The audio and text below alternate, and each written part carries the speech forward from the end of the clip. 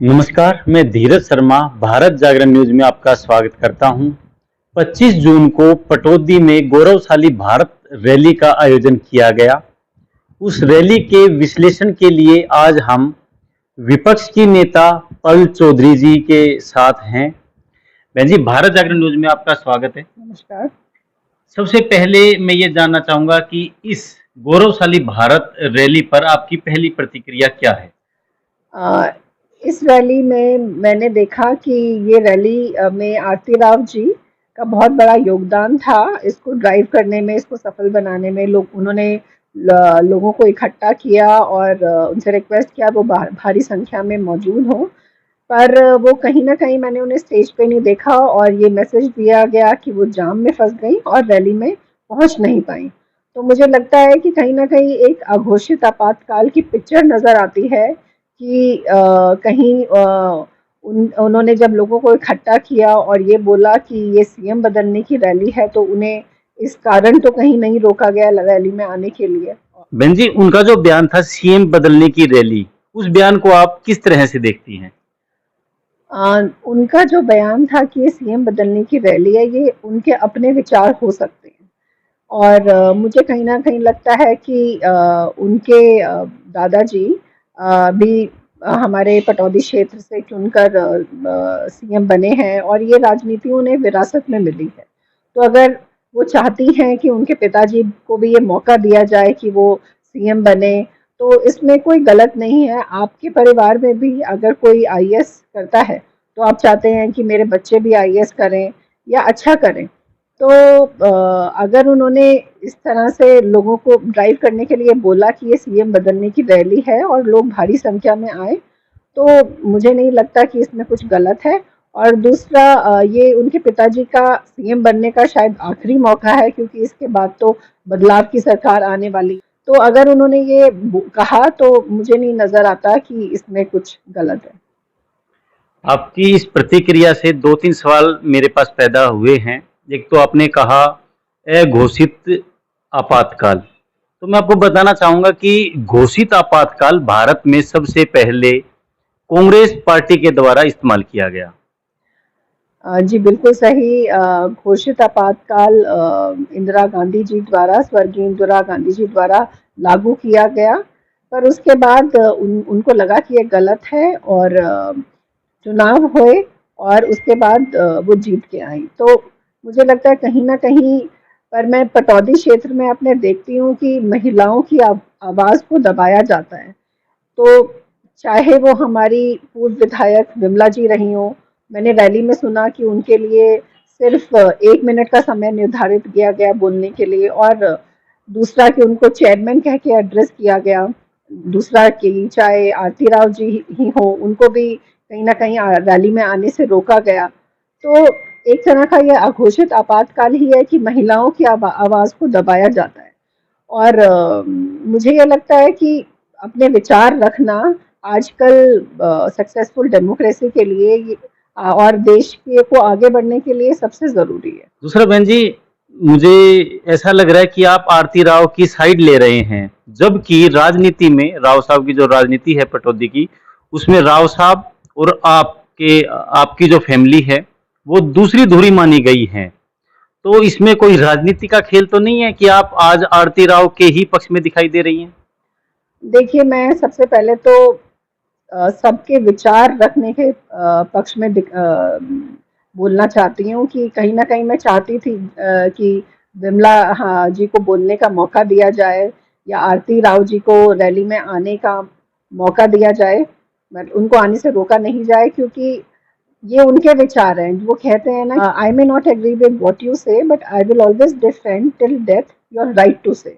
तो अगर आपके विचारों से मैं सहमत नहीं भी हूँ, पर आपके बोलने के हक के लिए तो मैं अपनी जान तक लड़ूंगी और बोलने का हक हर एक को होना चाहिए। एक बहुत अच्छी बात निकल कर आई है कि बहन जी आरती राव या राव इंद्रजीत जी की विचारों से सहमत हो या ना हो, लेकिन जो बोलने का अधिकार है उनके लिए बहन जी भी उनके साथ खड़ी हुई दिखाई दे रही हैं। और उनके साथ ही नहीं, इनका आह्वान है कि बोलने का अधिकार सभी को होना चाहिए। जी, मैं एक बात और बोलना चाहूँगी जो आपने 2 धुरी की बात कही है। 2005 से लेके 2009 तक मेरे पिताजी भी विधायक रहे हैं पटौदी के, और राव साहब भी उस टाइम सांसद थे और वो मेरे अग्रज हैं। तो विचारों में मतभेद हो सकता है, और मेरे पिताजी का बहुत विकास की तरफ बहुत ध्यान था, और वो बोलते थे कि किसी भी विचार अलग हो सकते हैं, बट मेन चीज़ है कि विकास होना चाहिए, चाहे वो किसी भी तरह से हो। और वो बोलते थे, उस टाइम हुड्डा साहब सीएम थे, और वो बोलते थे कि विकास नहीं होगा तो नाम तो भूपेंद्र का खराब होगा, चाहे वो मेरा हो या हुड्डा साहब का हो। तो उनके समय को उस टाइम स्वर्णिम काल कहा गया है। तो मेरा भी मतलब मेरे को भी ये विरासत में मिला है, और निर्भय होके बोलना या अपने विचार रखना, ये एक तरह से मुझे भी विरासत में ही दिया मिला प्राप्त हुआ है। बहन जी, आपने कहा पटौदी का स्वर्णिम काल, जो आपके फादर का जो कार्यकाल था, ऐसा क्या किया उन्होंने जो स्वर्णिम काल आप उसको कहना चाहेंगी? कोई उपलब्धि, क्योंकि लोग आज भी परेशान हैं। देखिए, उस समय में जब मेरे पिताजी थे तो बहुत विकास के कार्य किए गए। मैं इसकी बोलती रहूँगी तो बहुत लंबी लिस्ट है, पर जैसे शेरशाह सूरी मार्ग को खोड़ से निकलवाना, या अपना जो पटौदी हॉस्पिटल है, या मिनी सेक्रेटरीट है, या बस स्टैंड है, और लोगों की नौकरियां लगवाना। और उनके काल को पटौदी क्षेत्र का मुझे लगता है सबसे ईमानदार काल कहा गया है, और उसी काल को लोग याद करते हैं कि उनके समय में ही सबसे ज़्यादा विकास हुए थे। बहन जी, राव साहब के द्वारा भी काफी विकास कार्य बताए गए हैं, जैसे कि एम्स।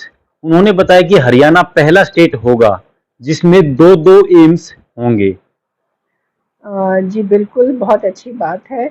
बट ये मैं बहुत समय से सुन रही हूँ कि एम्स बनने जा रहा है, और राव साहब के पास बहुत सारी मिनिस्ट्री हैं।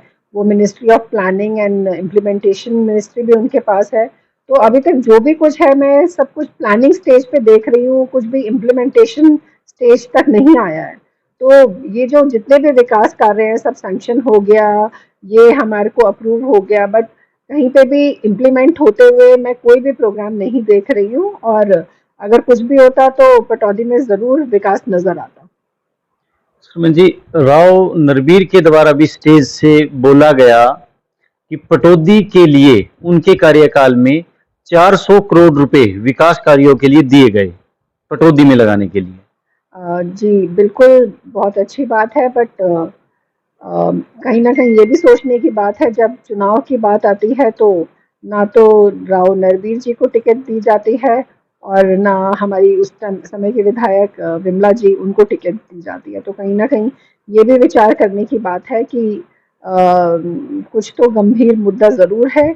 और उन्होंने कहा कि 400 करोड़ से ऊपर उन्होंने लगाया यहाँ पे, पर विकास मुझे कहीं नज़र दिखाई नहीं दिया। लेकिन बहन जी, राव साहब ने तो बताया कि उनके द्वारा अधिकारियों से 2 घंटे में 100 किलोमीटर की सड़क बनवाई गई। जी, मैंने भी सुना कि कौशिक जी ने 2 घंटे में 100 किलोमीटर सड़क बनवाई। तो मेरा ये उनसे अनुरोध है कि अगर हमारे पटौदी की तरफ भी वो कुछ घंटे या 1 हफ्ते का ध्यान दे देंगे तो पटौदी की जनता की ज़िंदगी में तो बहार आ जाएगी। और जहाँ तक की बात की जाती है कि दक्षिण हरियाणा की तरफ भेदभाव किया जाता है, तो मुझे लगता है पटौदी क्षेत्र की तरफ कुछ विशेष ही भेदभाव किया जाता है। बहन जी, राव साहब ने जो ये रैली थी, अपने वक्तव्य को 3 हिस्सों में बांटा। पहला था, इस रैली की जरूरत क्यों पड़ी। दूसरा था, सरकार के विकास कार्य जो उनके द्वारा किए गए। तीसरे थे, राजनीतिक मुद्दे। इसमें उन्होंने कहा कि 5 साल सरकार के होते हैं और 1 महीना जनता का होता है। तो इस बयान को आप किस रूप में देखती हैं? धीरज जी, ये तो निष्कर्ष निकालने की बात है, ये बयान को किस तरह देखा जाए।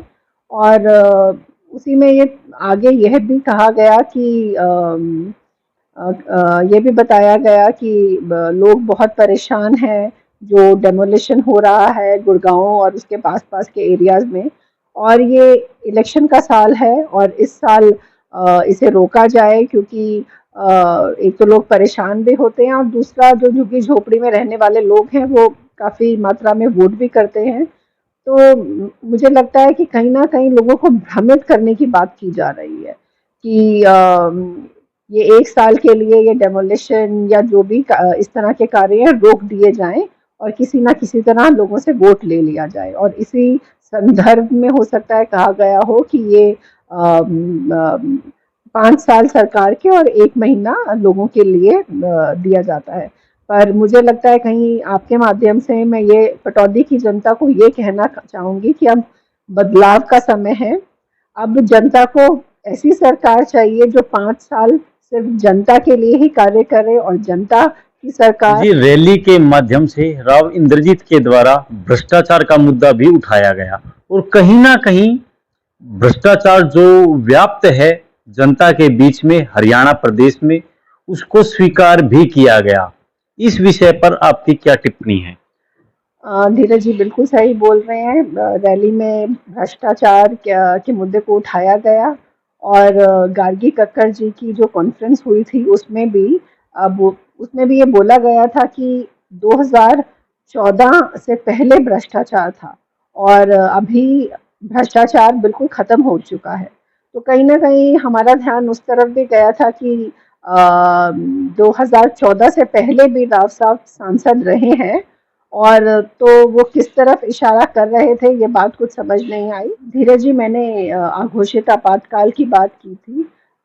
ये भी बड़ी हैरानी की बात है कि किसी केंद्रीय मंत्री ने भ्रष्टाचार को स्वीकारा है और बताया है कि किस तरह से प्रॉपर्टी पोर्टल में भ्रष्टाचार है, और भ्रष्टाचार तो हर जगह है। चाहे वो आपने देखा हो कि सोनीपत के मुद्दे में देर रात रजिस्ट्री किस तरह से हुई थी, और अभी मैंने देखा कि मोदी जी की रैली हुई थी जिसमें उन्होंने भ्रष्टाचार को खत्म करने की बात हुई है, और उस बात को स्वीकारे हुए अभी 3-4 दिन हो चुके हैं, पर इस पे कोई एक्शन हुआ हो मुझे तो नहीं नजर आ रहा। गरीबों से जुड़ा हुआ एक बहुत जरूरी भ्रष्टाचार के मुद्दे पर ध्यान दिया, जो बिलो पॉवर्टी लाइन से लोगों का नाम हटाया गया, उसका मुद्दा है। इससे हमारी 36 बिरादरी के लोगों पे प्रभाव पड़ता है, चाहे वो हमारे सैनी समाज के लोग हों या ब्राह्मण समाज के लोग हों या एससी समुदाय के या यादव समुदाय के लोग हैं। तो कहीं न कहीं मुझे लगता है कि हम कुछ लोगों को बिलो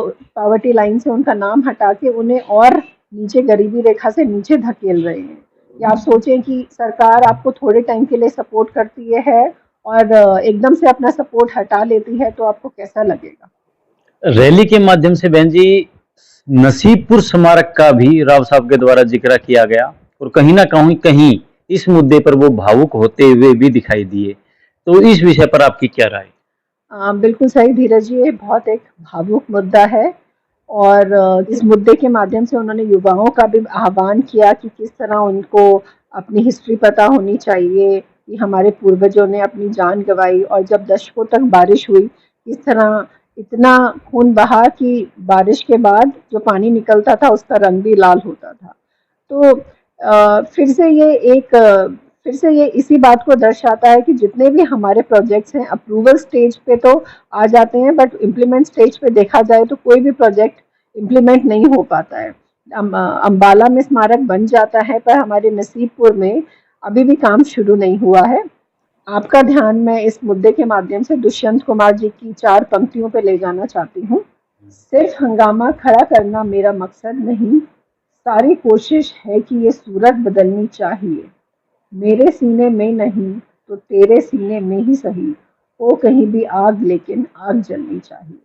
तो किस तरह युवाओं का आह्वान किया गया है कि उनको अपनी हिस्ट्री पता हो, ये बहुत एक भावुक मुद्दा है, और सत्ता में रहते हुए भी अगर ये मैं प्रोजेक्ट को इम्प्लीमेंट नहीं करवा पा रही हूँ, तो मुझे लगता है कहीं ना कहीं मैं उनकी जगह होती तो अपना इस्तीफा ज़रूर देती, और अपने युवाओं के साथ वहाँ उस जगह पर बैठती जहाँ पे ये मेमोरियल या स्मारक बनना चाहिए, और इसका कार्य पूरा करवाती।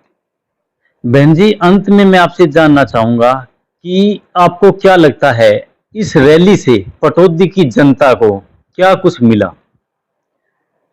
धीरज जी, मुझे लगता है कि इस रैली से पटौदी की जनता को बहुत आशाएं थी। फरीदाबाद में रैली हुई, उनको मेट्रो मिली, तो हम हमारी जनता भी बहुत आस लगाए बैठी थी। मिला तो कुछ नहीं, मिला तो सिर्फ 0 बटा सन्नाटा।